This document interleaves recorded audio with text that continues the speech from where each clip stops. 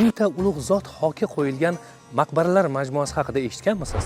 Qadamlaring muborak bo'lsin bizning zaminga. Ha, bu Sulton Saodat majmuasi bo'ladi. Sulton Saodat degani o'sha Saidlar sultoni. Maqbara shunaqangi hududda joylashganki, aeroport ham juda yaqin, temir yo'l vokzal ham qulay hududda.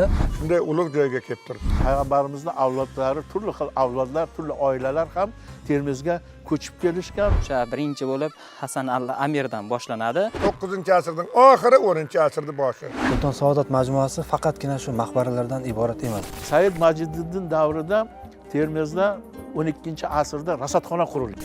Amir Temur tomonidan bunyod etilgan xonaqoh uning Termiz saidlariga ko'rsatgan hurmati namunasidir. Men Saidning qabrini ziyorat qilmasdan birorta yurishini amalga oshirmadi. Ba'zida 15 kun qolib ketdi degan joyi shu joy bo'ladi. O'zbekiston tarixi telekanalida shanba kuni soat 20:00 da